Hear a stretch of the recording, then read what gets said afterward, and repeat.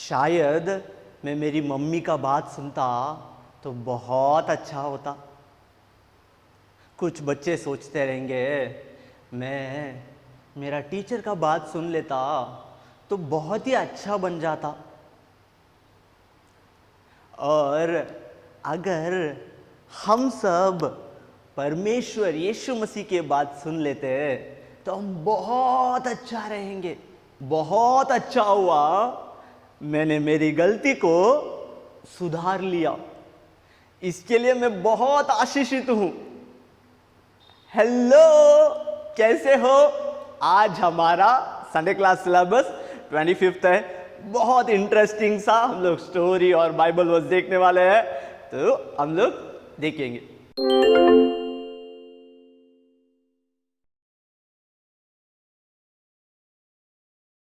अच्छा हुआ मैंने मेरी गलती को सही समय पर सुधार लिया, इसलिए मैं आज बहुत खुश हूं। आपको पता है मेरा नाम नामान है और मैं आराम देश का राजा का सबसे बड़ा सेनापति हूं और मेरे पास बहुत सारे लोग हैं और मैंने बहुत सारे युद्ध को भी जीता है और मैं बड़ा शूरवीर हूं और मेरे सामने कोई भी नहीं टिक सकता।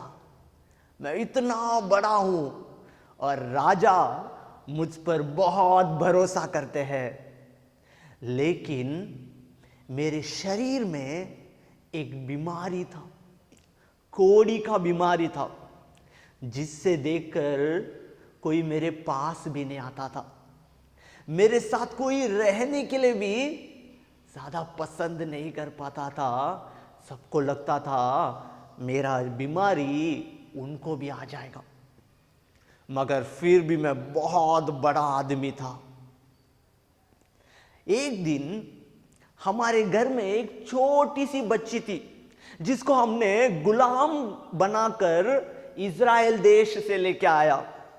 वो हमारे घर की सब झाड़ू पोछा मार के काम करती थी।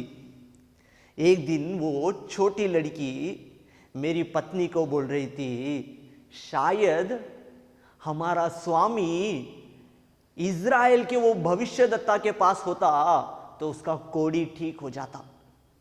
मेरा पत्नी ने आकर मुझे ये बात बताया, तब मैंने सोचा क्यों ना उस बच्ची का बात को मानकर मैं जाऊं, शायद वो मुझे ठीक कर देगा। तो मैं गया मेरे राजा के पास और बोला, राजा मुझे इज़राइल देश जाना है, वहां पे कोई तो भविष्यद्वक्ता है जो मेरे कोढ़ी को ठीक कर देगा। और राजा तो मुझसे बहुत पसंद करते थे, तो उन्होंने बोला ठीक है, मैं इज़राइल के राजा को एक खत लिखता हूं, तो ये खत जाके उनको हाथ में देना और वे तुझे स्वागत करेंगे और तेरा कोढ़ी को भी ठीक करेंगे।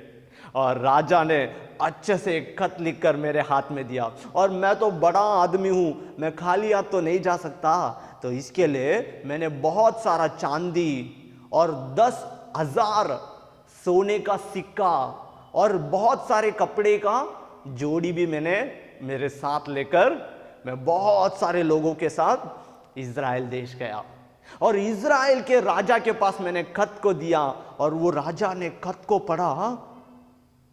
आराम राजा ने भेजा है और वो पढ़कर उसने अपना कपड़ा फाड़कर वो रोने लगा, क्या मैं आपकी कोढ़ी को ठीक कर सकता हूं क्या? मैं क्या भगवान हूं क्या? ऐसा करके इज़राइल के राजा रोने लगा। उस समय एक कोई तो एलिशा नाम का एक भविष्यद्वक्ता है, उसने एक संदेश भेजा राजा के पास, तू क्यों रो रहा है अपना कपड़ा फाड़कर? उस नामान को मेरे पास भेज। मुझे लगा यही भविष्यद्वक्ता है जो मुझे ठीक करेगा। मैं गया मेरे सारे लोगों के साथ, उस भविष्यद्वक्ता के घर के सामने हम लोग खड़े हुए। तब मुझे लगा वो भविष्यद्वक्ता आएगा और मुझे छुएगा और परमेश्वर से प्रार्थना करेगा कि मेरा खोड़ी ठीक हो जाए करके। उसने अंदर से एक संदेश भेजा, उस नामान को जाकर बोलो, जाके यरदन के नदी में 7 बार डुबकी मारने, उसका खोड़ी सब ठीक हो जाएगा। मुझे बहुत गुस्सा आया ये सुनकर। क्या यरदन के नदी में जाकर मैं डुबकी मारूं? क्या हमारे देश में कोई अच्छा नदी नहीं है जिसमें मैं डुबकी मार के मेरा खोड़ी ठीक हो जाए? ये काम मुझे करने के लिए इतना दूर से मुझे बुलाया? मुझे तो लगा वो आएगा, मेरे ऊपर हाथ रखेगा और प्रार्थना करेगा और मुझे ठीक करेगा। ये काम करना है, 7 बार डुबकी मारना है, मैं नहीं कर सकता। ऐसा मुझे इतना गुस्सा आया कि मैं सब लोगों को बोला, चलो हम जाते हैं हमारा देश। तभी मेरा एक सेवक था, उसने बोला, मालिक मेरा बात सुनो, अगर वो भविष्यद्वक्ता कोई बड़ा काम आपको बोलता तो क्या आप नहीं करते? ये तो बहुत छोटा सा काम है, सिर्फ 7 बार डुबकी मार के उठना है, कर दो ना। ऐसा करके मेरा सेवक ने मुझे बताया। तभी मैंने सोचा, हाँ ये तो ठीक कह रहा है, ये तो बहुत छोटा सा काम है, मुझे करना है करके मैं गया उस यरदन के नदी पर और मैंने जैसा उस भविष्यद्वक्ता ने बोला, मैं 7 बार डुबकी मारा। और 7वें बार जब मैं डुबकी मार के उठा, मेरा पूरा शरीर का कोड़ी ठीक हो गया।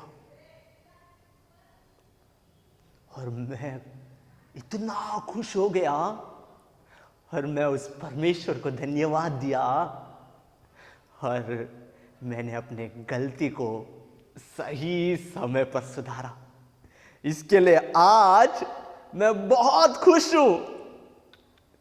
क्या आप आपके जीवन पे उस गलती को सुधारे हो जिस गलती की वजह से आपका आशीष रुक रहा है? मैंने सही समय पर अपना गलती सुधारा, इसलिए मैं आज अच्छा हूं। आप भी आपका गलती को सुधार ले, बहुत अच्छा आप जीवन जी सकते हो, ये सच है।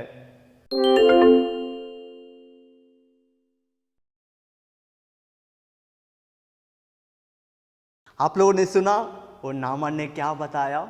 उसने अपने गलती को सुधार लिया तो उसने क्या पाया? चंगाई पाया ना। जब हम भी हमारे जीवन पर अपने गलती को सुधार देते हैं और जरूर यीशु मसीह का आशीष और चंगाई और शांति हम पाते हैं। अभी हम एक सुंदर सा वचन पढ़ेंगे, नीति वचन 28 में 13। जो अपने अपराध छिपा रखता है उसका कार्य सफल नहीं होता, परंतु जो उनको मान लेता और छोड़ भी देता है उस पर दया की जाएगी। ये वचन कह रहा है, जब हम अपने अपराध को छुपा रखते हैं, यानी कि यीशु मसीह के पास हम बताते नहीं हैं या कबूल नहीं करते हैं, हमारा काम सफल नहीं होगा। मगर जब हम उसको मान लेते हैं, हाँ मैंने ये गलती किया है, ये पाप मैंने किया है, और जब मान कर उसे छोड़ देते हैं, परमेश्वर का अनुग्रह और उसका कृपा हमारे ऊपर रहता है और हमारा काम भी सफल होता है और हम आशीष भी पाएंगे। ओके, एक वचन को फिर से एक बार पढ़ेंगे, नीति वचन 28 में 13। जो अपने अपराध छिपा रखता है उसका कार्य सफल नहीं होता, परंतु जो उनको मान लेता और छोड़ भी देता है उस पर दया की जाएगी। ओके, इस वचन को आप लोग याद रखना और आपके पापों को मत छुपाना, कबूल करके छोड़ देना, जरूर आशीषित पाएंगे। अभी हम जाएंगे हमारे प्रेयर सेशन में।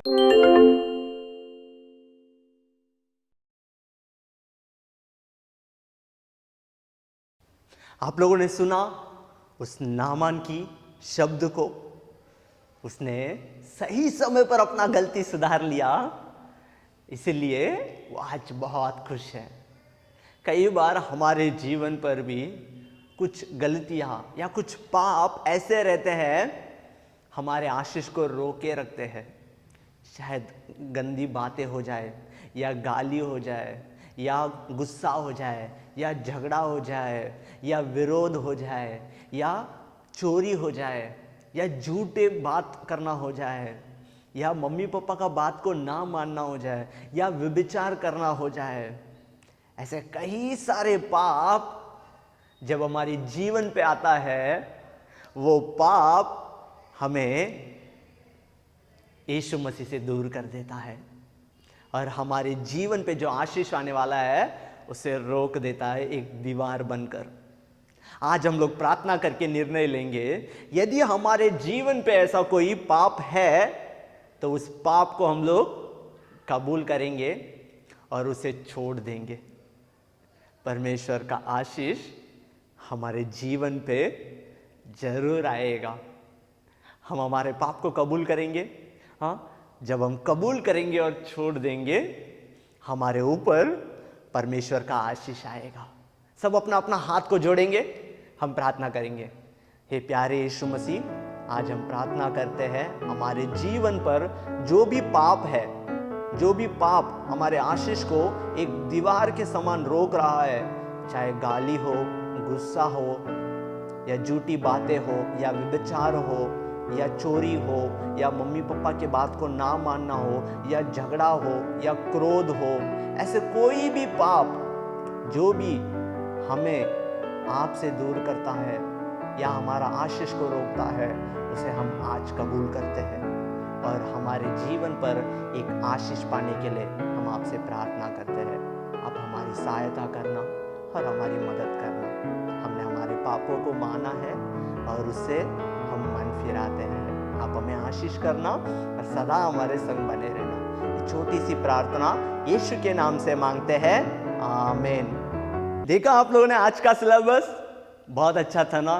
इस सिलेबस को जरूर आप आपके संडे क्लास में अप्लाई जरूर करना और जब आप बच्चों के सामने जाएंगे विजुअल्स को लेकर जाना और जो भी पाप है जो बच्चे करते हैं वो पाप को एक छोटा सा पेपर पर लिखकर उनके सामने लेकर जाना, तो वो उसको देखकर वो अपने अपने पापों को याद करके वो मन फिराने के लिए वो काम आएगा। तो ऐसे आप आपके संडे क्लास में अप्लाई कर सकते हो।